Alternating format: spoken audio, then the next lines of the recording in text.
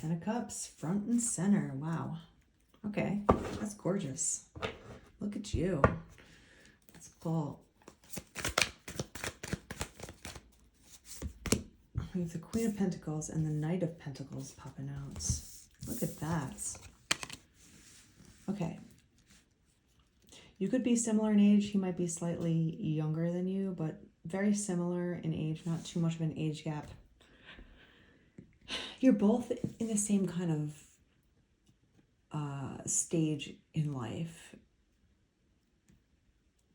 where you're looking to build, right? You're looking to build your life. The Pentacles are everything: life, love, family, career, the whole shebang, the dogs and the cats and the picket fence and the whole thing. That is gorgeous energy right there alone. So let's see who this knight is. What's this knight about? Popping out without even boundaries.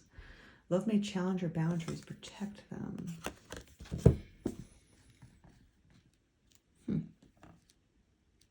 This person might trigger you in a lot of ways.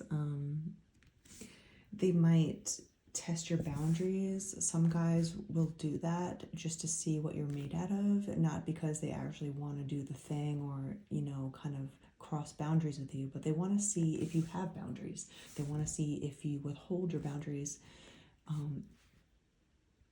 They just want to see what you're made out of. And some guys will test you that way before they respect you fully. Adventure. Seek adventure together. It adds excitement to your journey.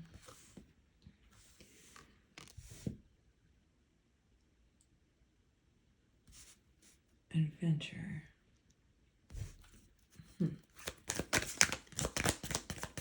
Keeping things new, jovial. I don't know why that word is coming in.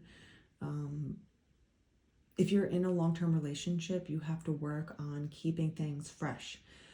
If you get stuck in a rut, it gets boring, and that's where things go haywire, right?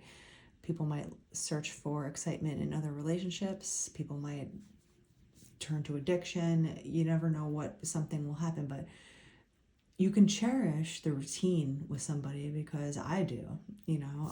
I would love to have a certain routine where you could just feel safe in it, knowing this is what happens, you know, and just love and enjoy the process of life, knowing that you have a foundation, you're safe.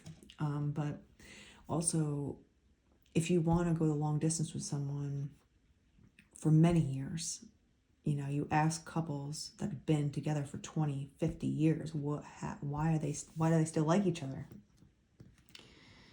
It's because they do things together, or they might do new things together. They might go on adventures together. You have to have a thing that you do together, that you either work on together or that you experience together.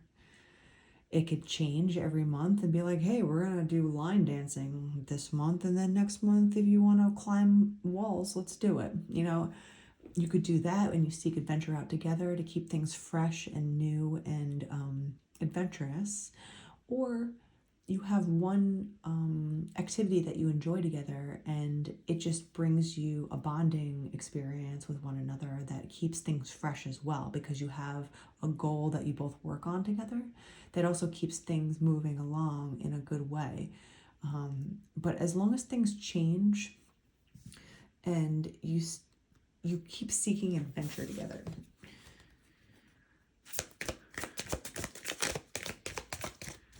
You might fall in love with each other during some kind of new adventure, and that's how you know this Ten of Cups is, you know, here to stay kind of feeling. Trust. Guard your heart. Not everyone deserves your trust. So we have trust and boundaries here.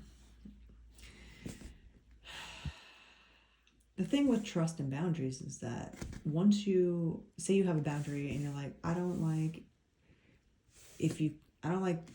when you call me names or whatever it is, right? The person calls you a name that you don't like, a derogatory name, and you're just like, no, this is my boundary. I don't like this. I don't accept this, and I'm never going to. you have to trust that the other person respects your boundaries too. Because if you state something that makes you uncomfortable and then the person continues to push through them without hearing you or pretending like they don't hear you because they just want to get what they want out of you, they crossed your boundary and they didn't listen to you either. So now you can't trust them. Now you feel unsafe around them, right? So you got to protect your own values, your own heart, your own boundaries, because you teach someone how to love you by your actions and your experience with one another. If you continuously let someone walk all over you, they're just going to expect to walk all over you. But that's not the 10 of Cups. That's not this love. But you can't forget about those things when you're dating, when you're meeting people, especially if someone catches your eye and you're kind of smitten.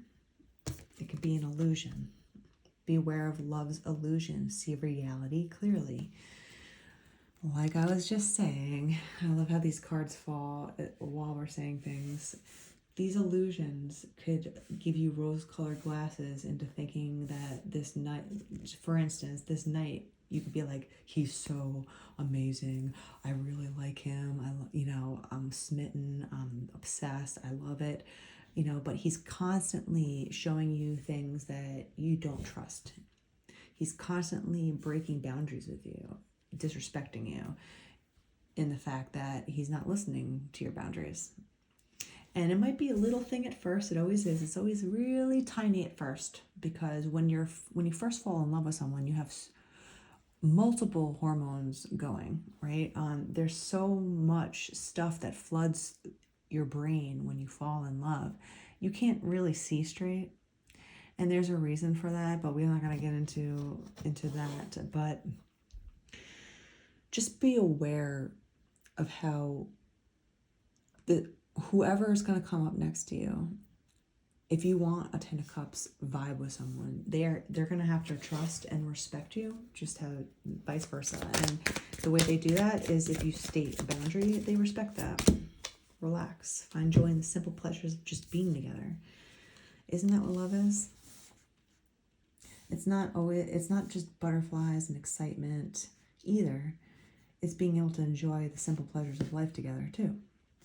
It's both, right? It's enjoying the monotony of your schedule, of relaxing into life, maybe just having a quiet afternoon together and not doing much. Maybe you just go for a walk, or you go look at things in a shop, or whatever it is. It's simple. You go look at dogs, you go walk your dog, and you have a conversation with your love. You go home and you eat and you fall asleep, and that's like the best thing in the world, because you're enjoying the simple pleasures of life with somebody.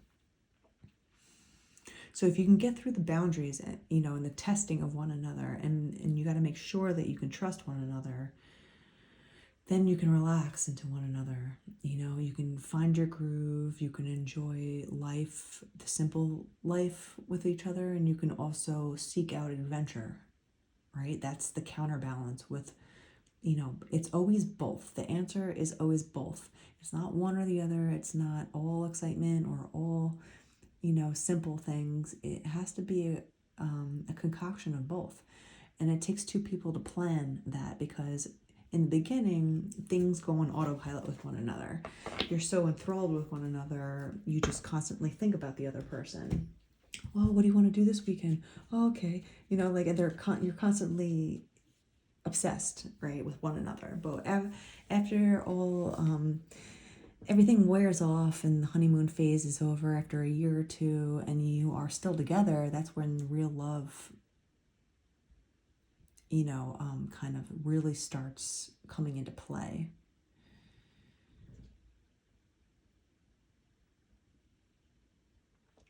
So I'll just be wary of someone, the next person that you just remind yourself of what your boundaries are before you meet someone new, before you go on a date, before you get serious with someone, and withhold that, because now we have the King of Wands.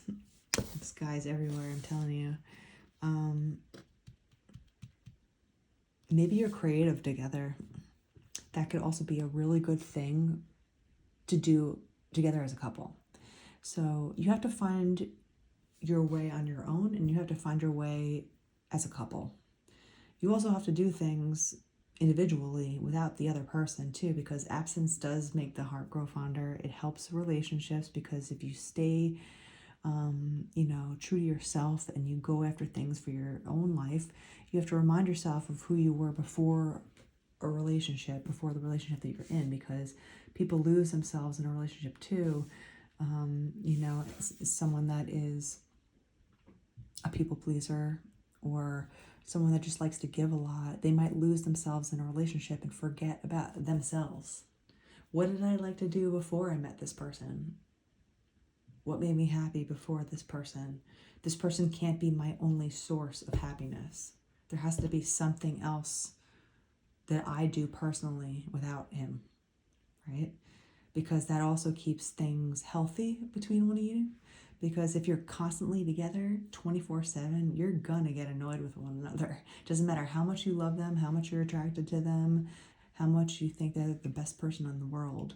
You can't stay attached at the hip 24 hours a day, 7 days a week for the rest of your lives.